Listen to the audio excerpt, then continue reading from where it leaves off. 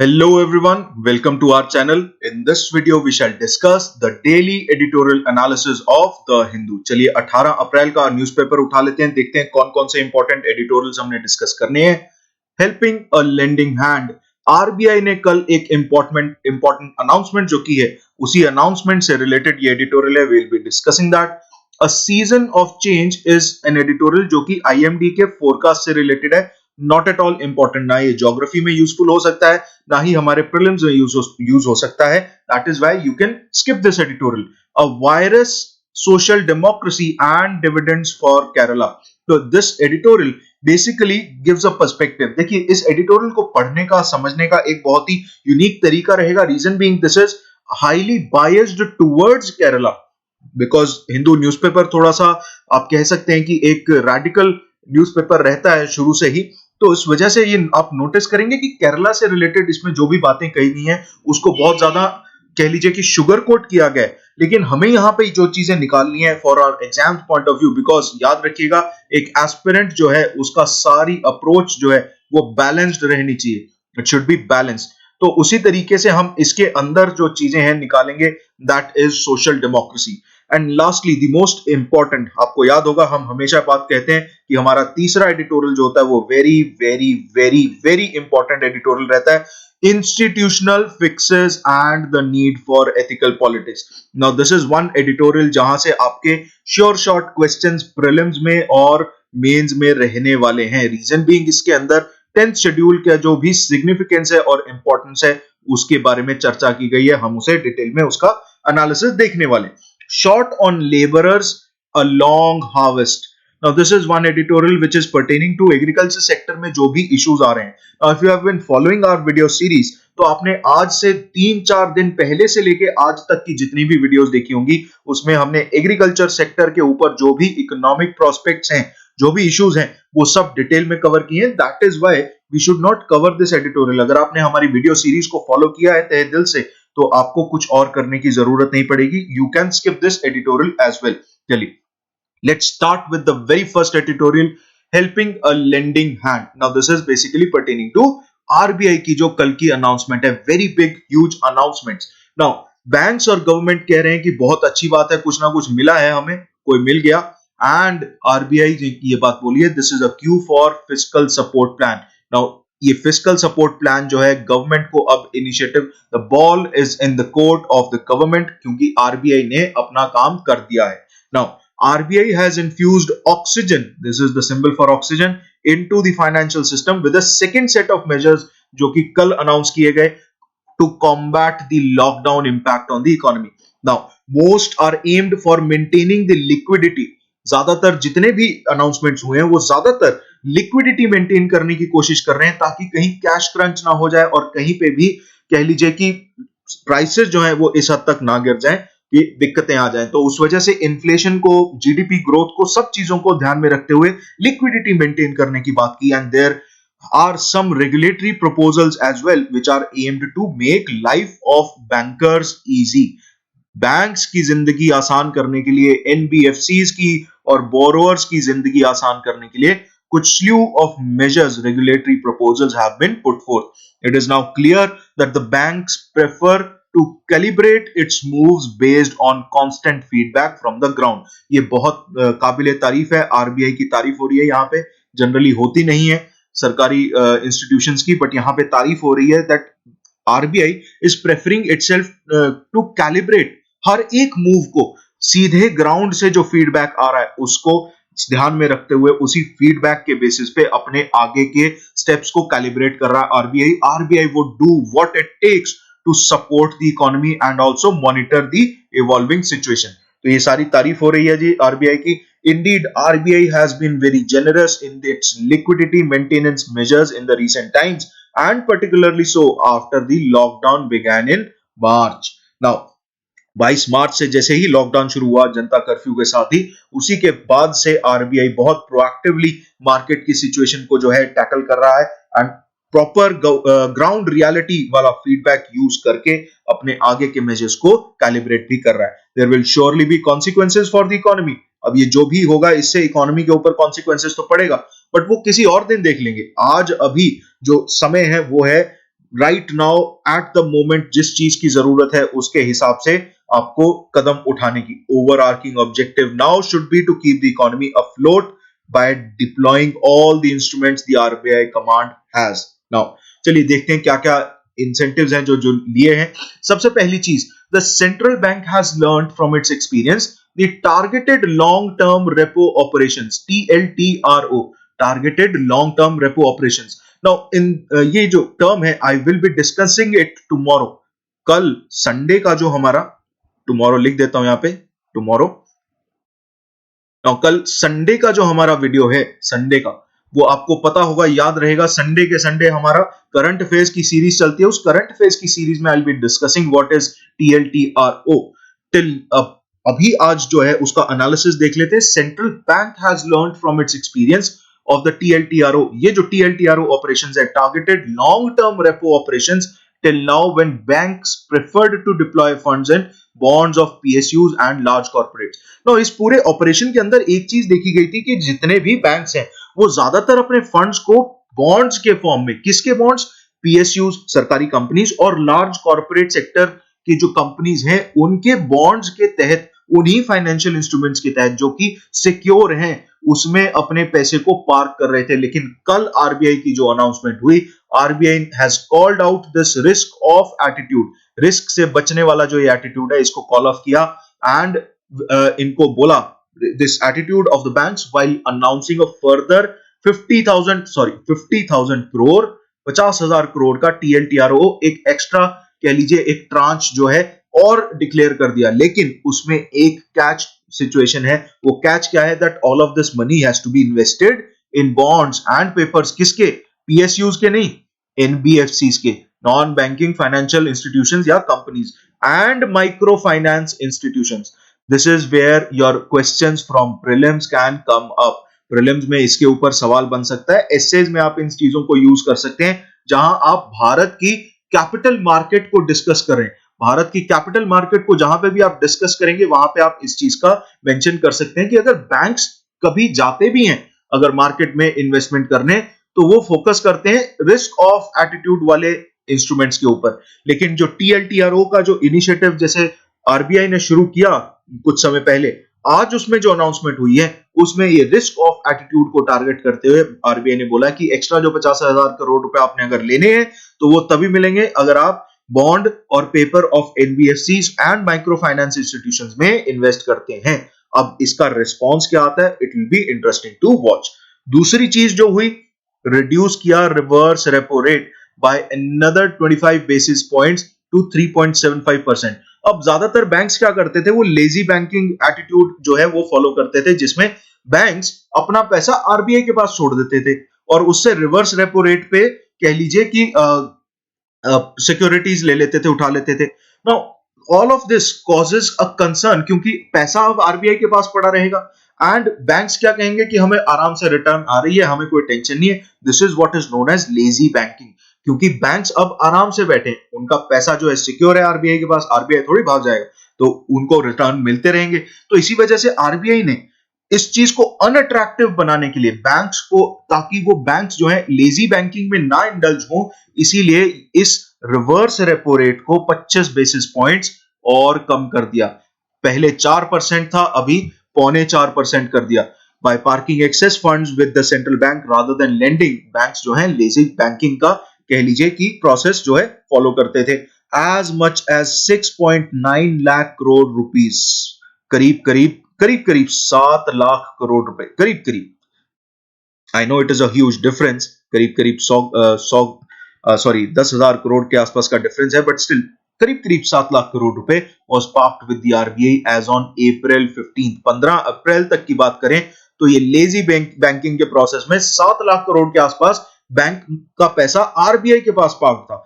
This is the time when banks will have to be liberal in extending help for working capital loans. इस पैसे को दो भैया working capital loans के form में, overdraft to their borrowers and including MSMEs। तो इन सभी लोगों को अगर आप पैसा दे देते हैं, लिक्विडिटी जो है मार्केट के अंदर, लिक्विडिटी मतलब मार्केट के अंदर ऐसा पैसा जिसको सीधे तौर पे आप खर्च कर सकते हैं, वो बढ़ जाएगा and that will help a lot. Now government की तरफ से क्या होना चाहिए, government could help here by extending a scheme of credit assurance. Now what does happen is कि बैंक्स जो हैं वो लोन देने से कतराते हैं। बैंक्स जनरली क्या करते हैं, बैंक सोचते हैं कि हम लोन्स देंगे तो हमारा जो क्रेडिट है वो अश्योर्ड नहीं रहेगा। What government can do is वो सारे के सारे बैंक्स को एक क्रेडिट अश्योरेंस स्कीम के तहत जो है कवर, अश्योरेंस कवर जो है वो एक्सटेंड कर सकती है। That will encourage the banks to lend more liberally in this atmosphere, in this outlook, by clarifying that there will be an asset classification standstill. मतलब अगर आपके मोरेटोरियम के चलते हुए कहीं पे भी कोई भी लोन जो है या कोई भी एसेट जो है वो एनपीए हो सकता था या वो स्ट्रेस्ड एसेट हो सकता था, तो आरबीआई ने साफ बोल दिया कि जितने समय तक ये मोरेटोरियम चलेगा, वो 3 महीने का जो एक्सटेंशन पीरियड चलेगा, ये जो एसेट क्लासिफिकेशन है it will be on a stand still, ये आगे एक्सटेंड नहीं होगी, इसको ये नहीं छेड़ी जाएगी, ये एज इट इज रहेगी। इस टाइम में अगर कोई एनपीए होता है तो उसको एनपीए नहीं डिक्लेयर किया जाएगा। तो एक 3 महीने की एक्सटेंशन मिल गई, थोड़ा ब्रीदर मिल गया, बैंक्स को भी मिल गया और साथ के साथ बोरोअर्स को भी मिल गया जो कि वरिड थे दैट ऑप्टिंग फॉर मोरेटोरियम में टर्न देम इनटू एनपीएस। तो इस वजह से ये सिचुएशन, ये स्टेप जो है it is a welcoming step. State finances have got some breathing space as well. तो स्टेट्स को थोड़ा extra ways and means advances, जो स्टेट्स जो हैं कह लीजिए कि अपनी तरफ से जो भी एडवांसेस जो है वो लेते हैं उसकी लिमिट जो है वो 60% तक बढ़ा दी है। Limit, the limit of ways and means advances has been increased to a 60% over the level as on March 31st. तो 60% तक बढ़ा दी गई है वेज एंड मींस एडवांसेस की limit. This is very important. Now states can borrow more. Special refinance facility of 50,000 crores extended to NABARD, SIDBI and National Housing Bank. Now, and National Housing Bank कौन है, क्या entity है, we'll be discussing it in our Sunday के Sunday वाली series जिसमें हम current affairs जो है डिस्कस करते हैं। This is a important topic, this is a wholly owned subsidy of RBI and इसमें कोई जो इंपॉर्टेंट रीसेंट डेवलपमेंट हुई है वो भी हम संडे के संडे वाली करंट अफेयर्स वाली सीरीज में डिस्कस करेंगे। Make sure you stay tuned with us on Sundays as well.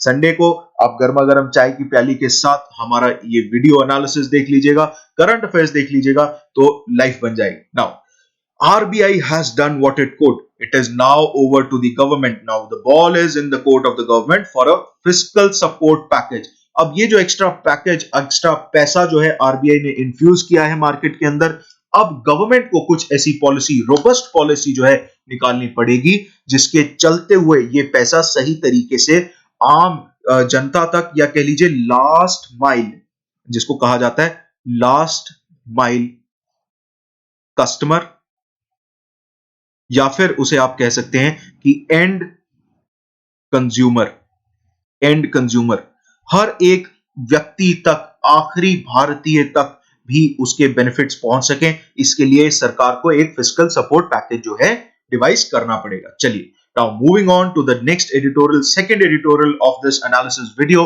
A virus, social democracy and dividends for Kerala.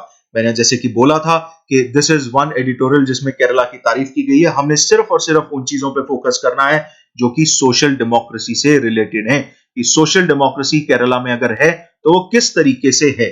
Effective crisis management by building on the legacies of egalitarianism, social rights and public trust. Now why I am saying कि ये केरला की तरफ biased ज्यादा है, favour में biased है। The reason is that a lot of states, including Madhya Pradesh to certain extent, Rajasthan to certain extent, and even Uttar Pradesh to some extent, they are working really good, really hard to clamp on any activity and वो lockdown को effectively implement करने की पूरी कोशिश कर रहे हैं। and उसी के साथ there are a slew of measures जो कि social sector को जो है robust करने की कोशिश की जा रही है, केसेस पे कंट्रोल हो रहे हैं। लेकिन यहां पे सिर्फ केरला के ऊपर फोकस करके थोड़ा उसको हाईलाइट करने की कोशिश की। No doubt Kerala has done effectively, reason being कि केरला में सबसे पहला जो केस आया भारत के अंदर, केरला में आया। इनफैक्ट इट वाज एक्सपेक्टेड कि Kerala would be the hotspot. Kerala जो था, it was the first state which recorded a case of corona virus and once led the country in active number of cases, and it now ranks 10th of all the states. This is a very good approach and it is a very good, कह लीजिए कि response from Kerala. लेकिन हमें इसको balance out करके चलना है, हमें मान के चलना है it is not the only state which is working very hard towards eradication of this menace, of this pandemic.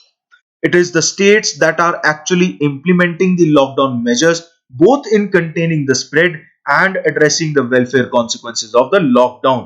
वही states हैं जो effectively crisis को manage कर पा रहे हैं। पहली चीज तो ये कि आप लॉकडाउन मेजर्स को सही तरीके से इंप्लीमेंट कीजिए। दूसरा, आप वेलफेयर स्कीम्स को, welfare consequences of the lockdown को भी इफेक्टिवली अगर एड्रेस कर देते हैं तो ये क्राइसिस मैनेजमेंट बढ़िया हो जाएगी। Now, given Kerala's population densities and deep connection to the global economy, क्योंकि बहुत सारे लोग जो हैं केरला से, कह लीजिए, मिडिल ईस्ट में जाते हैं फॉर वर्क पर्पसेस एंड एक्सपैट्रिएट्स वापस वहां से आए हैं उस समय जब गल्फ कंट्रीज में, कह लीजिए, कोरोना वायरस का हॉटस्पॉट बन रहा था। Deep connections to the global economy and high international mobility of its citizens, it was primed to be the hotspot Bharat के अंदर। लेकिन yet not only has the state flattened the curve, state के अंदर curve जो है flatten हो चुका है, but it also rolled out a comprehensive 20,000 crore का एक economic package before the center even declared the lockdown. Centre ने जहां लॉकडाउन अभी डिक्लेयर नहीं किया था, केरला ने पहले से ही एक 20,000 करोड़ का पैकेज जो है डिक्लेयर कर दिया था। Is it the cultural, historical और geographical exceptionalism that tamed a pandemic in Kerala, या फिर rapidly building out a massive and tailored safety net? ये क्या है? क्या ये कल्चरल एस्पेक्ट है, केरला की हिस्ट्री है, या फिर ज्योग्राफिकल एक्सेप्शनलिज्म है? इनमें से क्या है जिसने केरला की मदद की? It is only the fundamentally, अगर बात करें, it is fundamentally about the relation of the state to its citizens, as simple as that. State का सिटीजंस के साथ जो रिलेशन है उसी ने इसका पूरा जो है दारोमदार अपने सिर पर लिया है।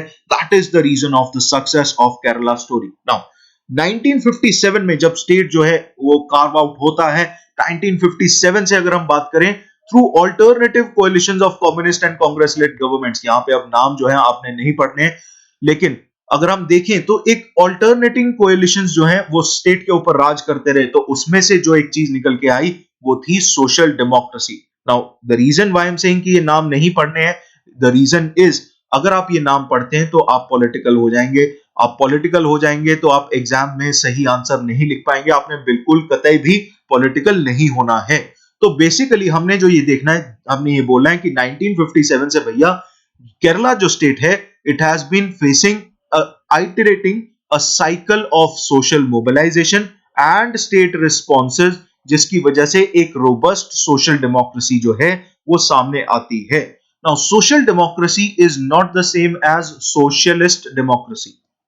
जो सोशलिज्म वाली डेमोक्रेसी है that is something else. Socialist democracy अलग है, सोशल डेमोक्रेसी अलग है। सोशल डेमोक्रेसी क्या है? जहां पे आप लास्ट माइल इंडिविजुअल को भी अपने डेमोक्रेटिक सेटअप के अंदर कुछ इंपॉर्टेंस, कुछ तवज्जो देते हैं। फॉर एग्जाम्पल अगर हम बात करें तो लोकल गवर्नमेंट्स की बात आ जाती है, मंडल परिषद की बात आ जाती है, या जो आप 73rd 74th constitutional amendment act के तहत जो भी अर्बन लोकल बॉडीज, पंचायती राज इंस्टीट्यूशंस की बात करते हैं, all these institutions they make a path जो कि सोशल डेमोक्रेसी को रोबस्ट करने के लिए लेके जाया जा सकता है।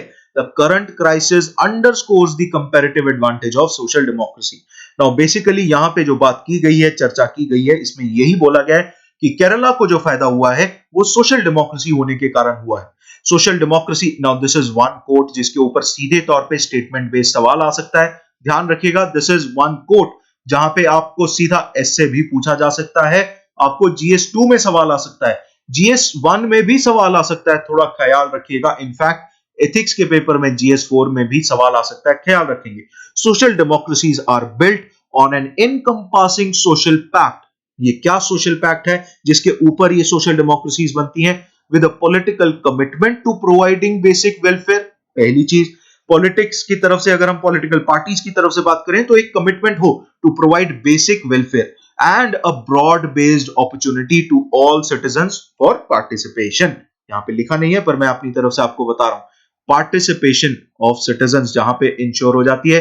दूसरी चीज, उसके अलावा जहां पे पॉलिटिकल कमिटमेंट है वो रोबस्ट अगर है और ये सोशल पैक्ट सिटीजन्स और पॉलिटिकल पार्टीज के बीच में अगर चल रहा है तो आपकी सोशल डेमोक्रेसी एस्टैब्लिश हो जाएगी, नो क्वेश्चंस आस्क्ड। इन केरला क्वेश्चंस आस्क्ड अगर है तो डेफिनेटली आप कमेंट सेक्शन में पूछ सकते हैं। अगर कोई भी डाउट्स हैं, कोई इशू है, आप डिस्कस करना चाहते हैं कोई भी मैटर, नो डाउट आप डेफिनेटली अपने कमेंट्स जो हैं डाल सकते हैं कमेंट सेक्शन में। If you need any form of discussion we can deal with it. Now in Kerala the social pact itself emerged from the recurrent episodes of popular mobilization।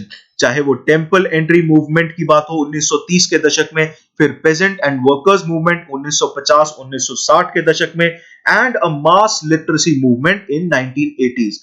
Kerala Shastra Sahitya परिषद केरला शास्त्र साहित्य परिषद led movement for people's decentralized planning in 1990s। Now Kerala Shastra Sahitya Parishad led movement जो है it is not for education, ध्यान दीजिएगा, it is for decentralized planning, जहां पे आपकी पंचायती Raj institutions कह लीजिए या लोकल बॉडीज कह लीजिए।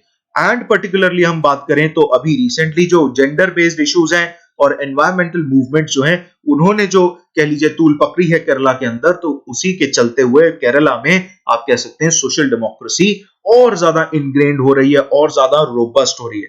These movements not only nurtured a strong sense of social citizenship, but they also drove reforms। इसमें से reforms भी निकल कर आए।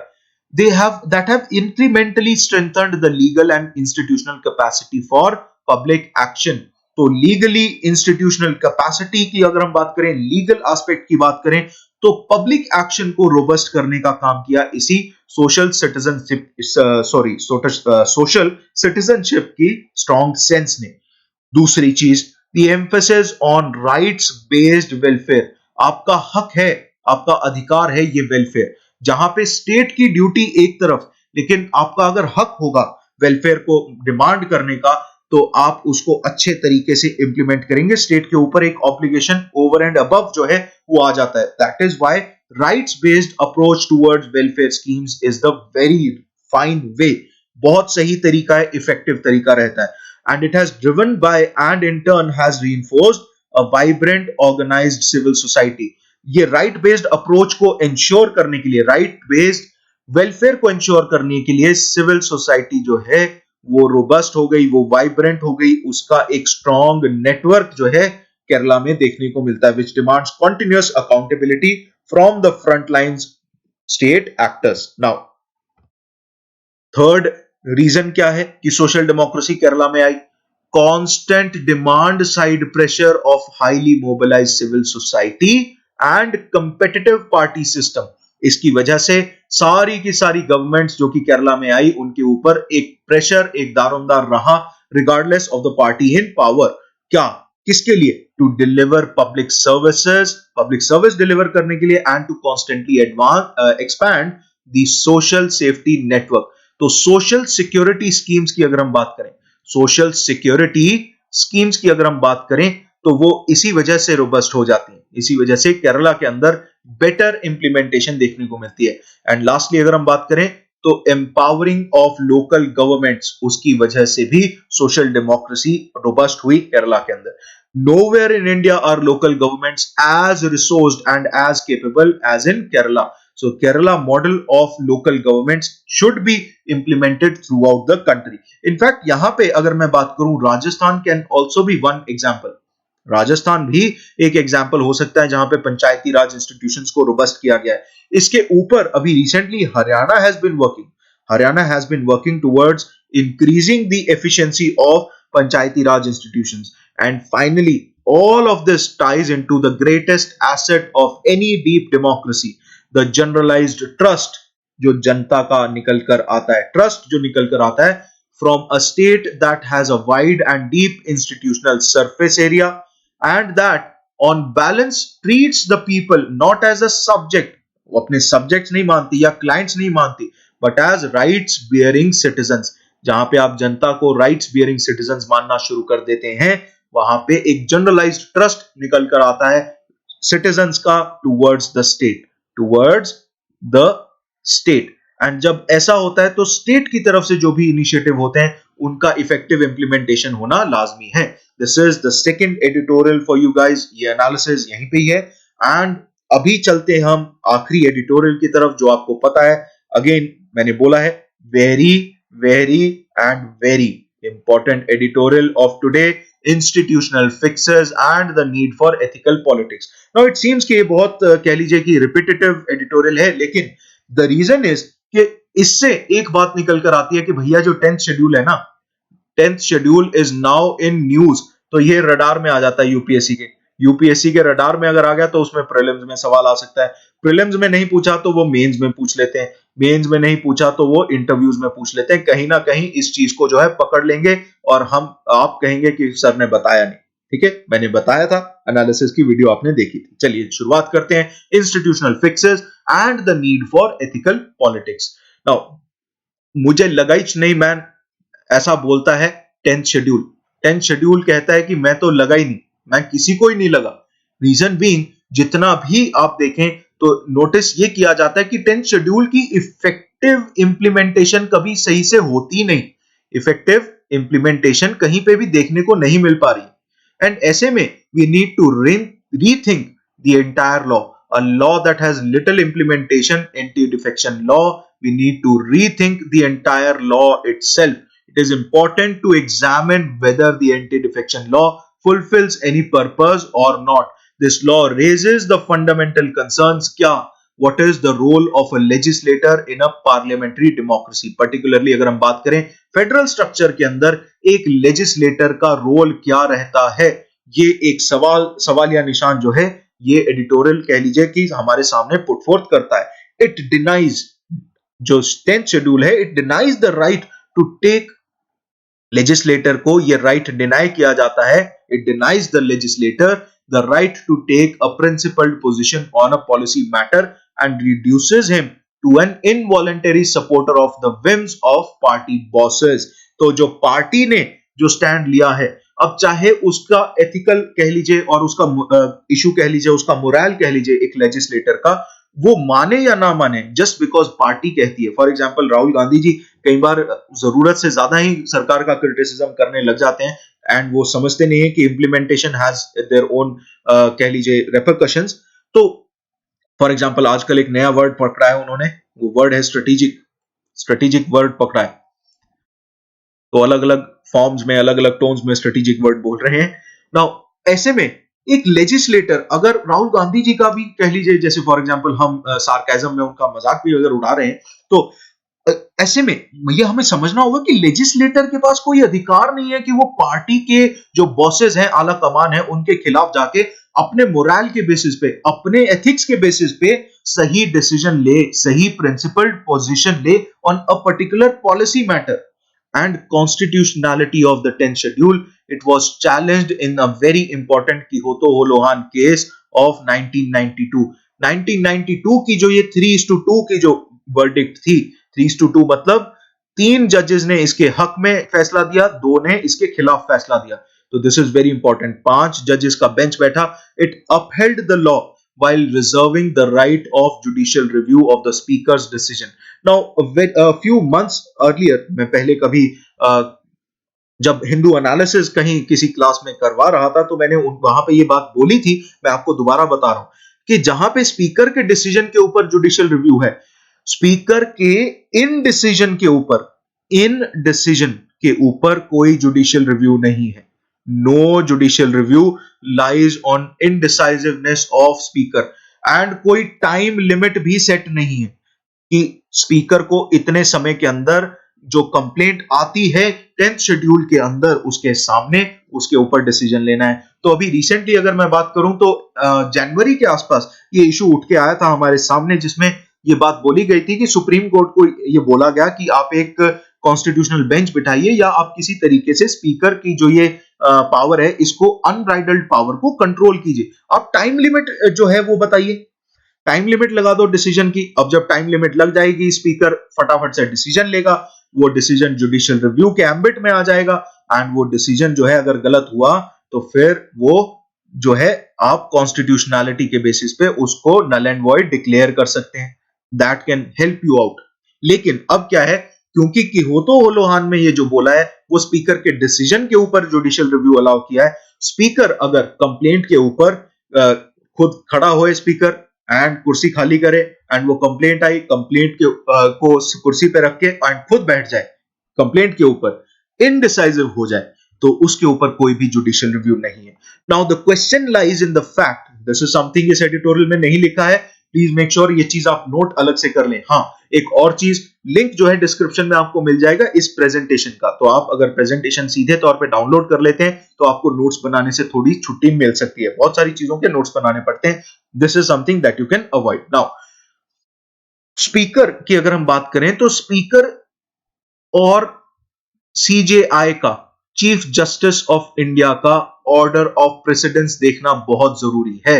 Order of precedence, order of precedence ये चीज बताती है कि सबसे ऊपर भारत के संविधान के अंदर कौन है, सबसे टॉप मोस्ट अथॉरिटी कौन है। फॉर एग्जांपल प्रेसिडेंट है, फिर वाइस प्रेसिडेंट है, ऐसे ही स्पीकर और चीफ जस्टिस ऑफ इंडिया की अगर हम बात करें, removal of speaker is somewhat same, the procedure is same as removal of जज of supreme court of India. तो ऐसे में स्पीकर ऑफ और उसी के साथ अगर हम बात करें chief justice is equal among unequals, sorry unequal among equals, तो वो कहीं ऊपर किसी भी जज के ऊपर नहीं है, he is just a senior most जज of supreme court as on the practice. तो ऐसे में स्पीकर के ऊपर क्या चीफ जस्टिस की या सुप्रीम कोर्ट इटसेल्फ की अथॉरिटी रहेगी, जो कि उसको कॉन्स्टिट्यूशनली पावर दी गई है कि वो इसके इस मैटर्स के ऊपर डिसीजन ले। तो क्या सुप्रीम कोर्ट या चीफ जस्टिस, कह लीजिए कि डेलीगेटेड लेजिस्लेशन कह लीजिए या कह लीजिए कि अपने जुडिशियल एक्टिविज्म के चलते, क्या स्पीकर को ये अथॉरिटी उसकी कर्ब कर सकता है कि वो डिसाइड करे within a certain period of time? क्या सुप्रीम कोर्ट के पास ये अथॉरिटी है भी as far as order of precedence is concern? क्या सुप्रीम कोर्ट के पास ये अथॉरिटी है कि वो स्पीकर को बोले भैया इतने दिनों के अंदर अंदर, इतने मिनट के अंदर अंदर आप जो है डिसीजन लेके दीजिए? तो क्या सुप्रीम कोर्ट स्पीकर की इस अथॉरिटी में, क्या सुप्रीम कोर्ट ऊपर है? पहली चीज। दूसरी चीज, वेदर और not it will B constitutional is a matter of concern, and ये वापस से सुप्रीम कोर्ट के सामने ही मामला रहना चाहिए, वो ही डिसाइड करेगा। The law on the one hand, coming back to this editorial, the law on the one hand severely restricts the freedom of the legislator एक तरफ, दूसरा it has not been able to meet its primary objective। अब ये primary objective क्या है? Preventing horse trading, जहां पे आपको पता है कभी भी कोई भी पॉलिटिकल इशू हो जाता है, क्राइसिस हो जाता है, तो सबके सब एमएलएस को 5 स्टार रिजॉर्ट्स में, 5 स्टार होटल्स में बैठने को मिलता है, उनको ताला बंद कर दिया जाता है। वो लोग लॉकडाउन में काफी बार रह चुके हैं, and it continues to be circumvented to bring down the elected governments. तो ये प्रैक्टिस जो है काफी समय से चली आ रही है। So this is a matter of concern. Now this calls for reforms that address concerns at both the ends of the spectrum। पहला क्या है कि लेजिस्लेटर का रोल है भी कुछ के नहीं। दूसरा, प्राइमरी ऑब्जेक्टिव को कैसे कंट्रोल किया जाए, किस तरीके से इंप्लीमेंट किया जाए, प्रिवेंट कैसे किया जाए हॉर्स ट्रेडिंग को। So all of this for addressing the first issue, Dinesh Goswami की कमिटी बिठाई गई थी। ये एडिटोरियल में से इंफॉर्मेशन आपके साथ शेयर कर रहा हूं। उस कमिटी ने ये सजेशन दिया था that the scope of binding the whip should be restricted to a vote of confidence. जहां पे सरकार का वोट ऑफ कॉन्फिडेंस की बात हो सरकार के खिलाफ, सिर्फ वहीं पे ही आपके व्हिप के द्वारा जारी किया गया जो व्हिप है, किसी भी पार्टी के बॉस ने जो भी व्हिप जारी किया है कि भैया आपका ये स्टैंस रहेगा, वो सिर्फ और सिर्फ वोट ऑफ कॉन्फिडेंस के समय में बाइंडिंग कर दीजिए, बाकी सभी जगहों पे नॉन बाइंडिंग कर दीजिए। That can help, number one. दूसरे इशू की अगर हम बात करें, फॉर एग्जांपल हॉर्स ट्रेडिंग की, तो it is best to institutionalize. क्या एक कर्नाटका स्पीकर का एक डिसीजन आया था जिसमें उन्होंने कहा था we should bar the defected members. जो भी डिफेक्टेड मेंबर्स हैं उनको अभी जो एंसुइंग बाय पोल्स हैं, जो जब सरकार गिरेगी तो जो बाय पोल्स होने वाले हैं उसमें इलेक्शन कंटेस्ट करने से रोक दो। तो ये बहुत ही रोबस्ट तरीका है। इसको अगर आप इंस्टीट्यूशनलाइज कर देते हैं, you can prevent MLAs from jumping the ship, क्योंकि उससे एमएलएस जो है डिसइंसेंटिवाइज हो जाएंगे, उनको कोई फायदा नहीं है, वो वापस इलेक्शन के लिए बैठ नहीं सकते हैं, इलेक्शन में खड़े नहीं हो सकते हैं, सॉरी। तो इस तरीके से you can tackle both of these issues. इसी तरीके से इस एडिटोरियल के अंदर ये पूरा का पूरा मैटर जो है कवर हो जाता है। जो मैंने बातें बोली हैं, whatever is pertaining to Kihoto Hollohan और उसका जुडिशियल रिव्यू से related issue, and secondly judicial activism वाला जो पार्ट मैंने आपको बताया अभी, उसके नोट्स बना लीजिएगा because it is a very important issue. इसके ऊपर आप एसेज में चीजें यूज कर सकते हैं because this is one part जहां पे एथिक्स, फॉर एग्जाम्पल GS4 मैंने बोला, तो एथिक्स इन पॉलिटिक्स यहां से निकल कर आता है। This is where you can create better answers, जहां पे आप ये पूछते हैं कि भैया अच्छे आंसर्स कैसे लिखे जा सकते हैं, इसी तरीके से लिखे जा सकते हैं। These reforms would require a constitutional amendment to the 10th schedule. 10वें शेड्यूल में एक कॉन्स्टिट्यूशनल अमेंडमेंट करने की जरूरत पड़ेगी, लेकिन this is an uphill task, reason being कि अभी जो करंट सर्कमस्टांसेस हैं they would not allow a constitutional amendment. Even if these measures are introduced, हमारी जो पॉलिटिक्स है it might come up with another ingenious way to circumvent them. तो ऐसे में what we need is we need to go beyond institutional fixes. We also need popular articulation of an ethical politics, जहां पे लोगों में से निकल कर आए ethical politics. Ethical politics, ethics in politics is an important issue. I am telling you, GS4 ethics, integrity and aptitude का जो एग्जाम है उसमें इस तरीके के सवाल रहने वाले हैं। आपको problems based question, statement based question आ सकते हैं।